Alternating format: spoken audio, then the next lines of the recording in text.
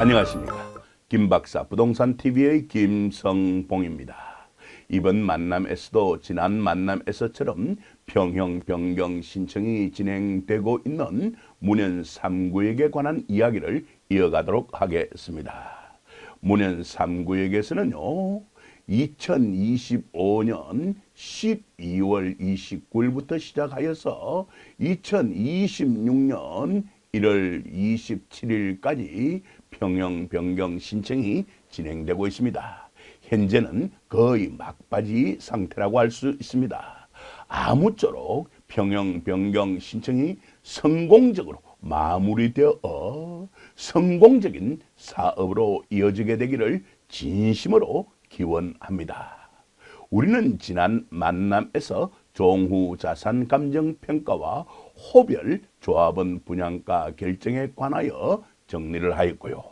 마지막 부분에서 문현 3구역에 있는 84A, C, D에 대한 가격 형성 요인별 분석을 하기도 하였습니다.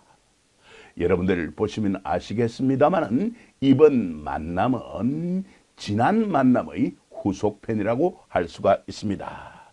따라서 아직까지 이 내용을 시청하지 않으신 분들은 이 내용부터 먼저 시청하고 이번 만남의 내용을 시청하시는 것이 좋을 것 같습니다. 지난 만남의 영상에 관련된 주소, 즉 URL이 여기에 제시되어 있습니다. 뿐만이 아니라 이 영상의 아래에 있는 더보기에 링크를 걸어 두었으니까 필요한 경우 클릭만 하면은 이 내용을 다시 확인할 수가 있을 것입니다. 이번 만남에서는요, 문현 3구역 중대형 평형에 대하여 가격 형성 요인별 분석을 진행하도록 하겠습니다. 이 주제를 효율적으로 정리하기 위하여 두 가지 내용으로 나누어 정리하도록 하겠습니다. 먼저 중형 평형, 흔히 국민 평형이라고도 불리죠. 보다 더 구체적으로 84A, C, D에 대한 가격 형성 요인별 분석을 하고요. 그런 후 대형 평형 84보다 더 큰 101AB, 114에 대한 가격 형성 요인별 분석을 이어가도록 하겠습니다. 물론 문현 3구역의 경우 대형 평형은 101, 114뿐만이 아니라 139, 149, 159 타입이라는 펜트하우스로 분류되는 것들도 있습니다. 하지만 그 수가 적기 때문에 이건 혼자서 충분히 정리할 수 있을 것 같아서 이번 만남에서는 따로 정리해 드리지는 않겠습니다. 평형으로 말씀드리자면요, 평으로 환산하자면 101은 39평, 114는 44평, 139는 55평, 149는 59평, 159는 62평에 해당되는 것입니다. 그럼 본격적으로 정리를 시작하도록 하겠습니다. 예고 드렸던 대로 먼저 중형 평형, 국민 평형으로 불리기도 하죠. 보다 더 구체적으로 84A, C, D에 대한 가격 형성 요인별 분석을 정리해 보도록 하겠습니다. 아래에 있는 내용은 지난 만남에서도 정리한 바 있습니다. 그러니까 재정리하는 셈이 될 것입니다. 지난 만남에서 정리하였던 내용을 이렇게 도표 처리하였는데요. 이 도표는 6칸으로 구성되어 있습니다. 첫 번째 칸에는 평형, 그리고 그 아래 괄호 속에는 전체 세대수가 정리되어 있습니다. 84A는 364세대, 84C는 209세대, 84D는 406세대로 구성되어 있죠. 84 타입이 주력을 이루고 있다는 거 바로 파악하셨을 것으로 믿습니다. 두 번째 칸에는 향과 그 비율이 세 번째 칸에는 정과 그 접근성의 비율이, 네 번째 칸에는 엘베 2대의 비율이, 다섯 번째 칸에는 알파룸의 유무가, 마지막 칸에는 그 구조가 정리되어 있습니다. 그럼 먼저 84A부터 정리를 이어가 보도록 하겠습니다. 84A는 지난 만남에서도 말씀드렸던 대로 알파룸이 있고 그 구조가 폴베이 반상형이기 때문에 다른 타입보다 비교 우위에 있다라고 할 수가 있습니다. 적어도 알파룸과 그 구조면에 있어서는 말입니다.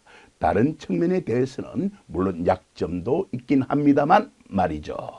여기까지도 핵심적인 내용은 파가 있을 것으로 믿습니다. 그래서 알파룸과 구조 측면에 있어서 선택을 하시려는 분들은 당연히 84A를 선택할 수도 있을 것입니다. 하지만 다른 약점 또한 있다는 것도 명심해 둘 필요가 있을 것 같습니다. 여기까지도 이해하셨을 것으로 믿고 이어가 보도록 하겠습니다. 이러한 84A는요, 향적인 면에 있어서 방향이죠. 약간 아쉽습니다. 남향이 35%에 불과합니다. 동향이 34%, 나머지는 기타 방향이 차지하게 되겠죠. 방향이 약간 아쉽습니다. 접근성에 관하여 말씀드리도록 하겠습니다. ADF 단지가 지하철역과의 접근성이 좋습니다. 그래서 ADF에 위치하는 비율을 중심으로 정리해 두었습니다. 지난 만남에서도 말씀드렸던 대로 말입니다. 84A는 71%가 나옵니다. 엘베 2대의 비율을 따져보도록 하겠습니다. 이 또한 약간 아쉽습니다. 35%이니까 말입니다. 그래서 84A라는 것은 향 엘베 2대적인 측면의 약점이 있지만 알파룸과 구조적인 측면에 있어서 강점도 있다라고 정리해 드리고 싶습니다. 물론 결정은 여러분들 몫입니다.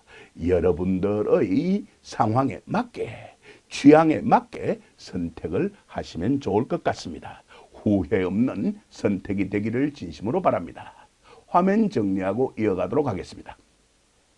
84C 확인해 보도록 하겠습니다. 84C는 알파룸은 없지만 이건 84A에 비하여 비교 열쇠에 놓이게 되는 것이죠.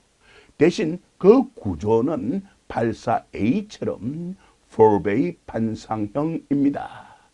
그렇다면 84A의 알파룸이 차지하고 있었던 면적이 다른 데로 옮아갔을 텐데요. 보다 더 구체적으로 말씀드리자면 침실 1, 흔히 큰 방이라고 불리는 것이죠. 침실 1과 펜트리가 84A보다 더 큽니다. 따라서 알파룸은 필요 없고 침실이 조금 더 컸으면, 그리고 펜트리가 조금 더 컸으면 하고 원하시는 분들은 당연히 84C를 선택할 수도 있을 것입니다. 자, 이제 향을 살펴보도록 하겠습니다.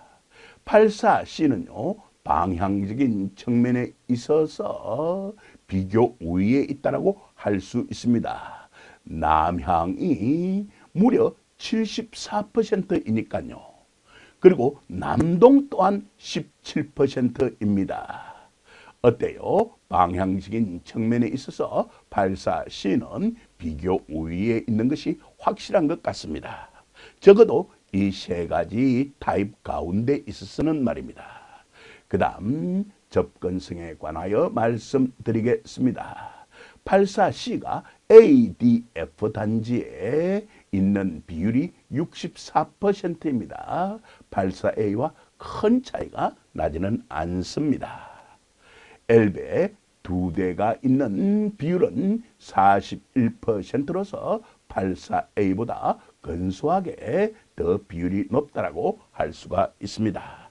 여기까지도 핵심적인 내용은 파악하였을 것으로 믿습니다. 따라서 8,4C라는 것은요, 알파룸적인 측면에 있어서 약점을 보이곤 있습니다만 다른 측면에 있어서는 강점도 있으니까 잘 자신의 입장을 분석하셔서 선택을 하시면 좋을 것 같습니다. 그 다음 마지막으로 8,4D 정리해 보도록 하겠습니다. 8,4D는요, 알파룸도 없고 그 구조도 투베이 타워형이기 때문에 이 두 가지 측면에 있어서는 약점을 보이곤 있습니다만 물론 투베이 타워형을 좋아하는 분들도 있을 수는 있다는 거 저도 인정을 합니다. 하지만 다른 측면에 있어서는 상당한 강점을 보이고 있습니다. 대단한 강점을 보이고 있습니다. 먼저 방향적인 측면에 있어 남동이 93%를 차지합니다. 먼저 양의 말씀을 구하고 접근성에 대해서 말씀드려야 할 것 같습니다. 지난 만남에서 8,4D의 접근성을 설명할 때 5기가 있었습니다. 76%라고 적어 두었습니다만은 여기 7이 아니라 굴어서 96%라는 거 정정해 드리도록 하겠습니다. 이러한 정정 사항은 지난 만남의 영상 아래에 있는 더보기에 제시되어 있기도 합니다. 자, 그럼 이어가도록 하겠습니다. 8,4D를 접근성 면에서 살펴보면 ADF에 있는 비율이 무려 96%입니다. 무려 96%입니다. 뿐만이 아니라 투베이 타워형으로 말미암아서 엘베 두 대가 있는 비율 또한 타의 추종을 불허합니다. 무려 91%입니다. 따라서 접근성과 엘베 두 대의 측면 그리고 방향까지도 강점을 가지고 있는 것이 8,4D라고 할 수가 있는 것입니다. 이상으로서 8,4ACD에 대한 가격 형성 요인별 분석은 마무리 짓도록 하겠습니다. 그럼 다음 화면으로 넘어가겠습니다. 예고 드렸던 대로 두 번째 내용인 대형 평형 101AB 114에 대한 가격 형성 요인별 분석을 진행하도록 하겠습니다. 아래 도표 또한 6칸으로 구성되어 있습니다. 첫 번째 칸에는 평형과 그 아래의 괄호 속에는 세대수가 정리되어 있습니다. 101A는 375세대, 101B는 12세대, 고작 12세대에 불과합니다. 114는 207세대로 구성되어 있습니다. 그럼 먼저 12세대밖에 되지 않는 101B에 대한 분석부터 진행하도록 하겠습니다. 이 칸들에 대해서는 앞 화면에서 이미 설명드렸으니까 추가적으로 언급할 필요는 없을 것 같은데 간단하게 언급을 하겠습니다. 그럼 두 번째 칸에는 향과 그 비율이, 세 번째 칸에는 접근성의 비율이, 네 번째 칸에는 엘베 두 대의 비율이, 다섯 번째 칸에는 알파룸의 유무, 여섯 번째 칸에는 그 구조가 제시되어 있습니다. 알파룸과 구조는 동일하기 때문에 따로 언급할 필요는 없을 것 같습니다. 이 모든 평형들이 알파룸을 가지고 있고, 그럼 알파룸 측면에 있어서는 그 어느 것도 비교 우위나 비교 열세에 놓이지 않게 될 겁니다. 그리고 그 구조도 모두 4베이 판상형이기 때문에 구조면에 있어서도 그 어느 것도 비교 우위나 열세에 놓이지 않게 될 겁니다. 따라서 나머지 세 가지 요인만 잘 파악하면 될 것 같습니다. 예고해 드렸던 대로 고작 12세대에 불과한 101B부터 정리 이어가 보도록 하겠습니다. 모두가 동향이고요. 그리고 모두 A 단지에 위치하고 있고요. 그리고 모두 엘베 2대를 사용할 수 있습니다. 따라서 향, 접근성, 엘베 2대 측면에서의 비율은 전부 다 100%로 나타나게 될 것입니다. 따라서 아침형 인간으로서 동향을 선호하시는 분들은요, 101B를 선택하지 않을 이유가 없다라고 말씀드리고 싶습니다. 여기까지도 핵심적인 내용 파악하였을 것으로 믿고요. 이제 101A 확인해 보도록 하겠습니다. 101A의 방향부터 살펴보겠습니다. 방향이 약간 아쉽습니다. 남향이 겨우 26%에 불과하니까 말입니다.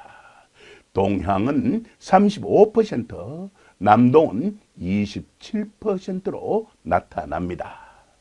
그리고 ADF에 있는 접근성 면에 있어서의 비율은 62%입니다.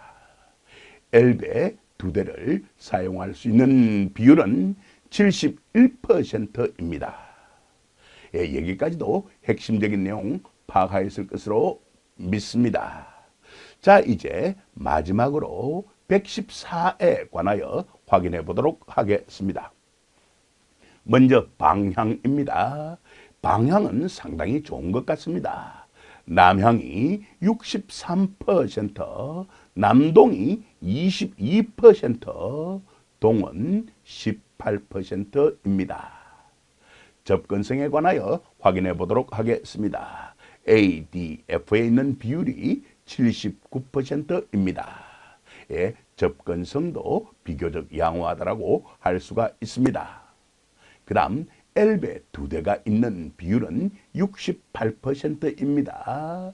101A보다는 약간 차이가 납니다만은 대동소이하다라고 할 수가 있는 것입니다.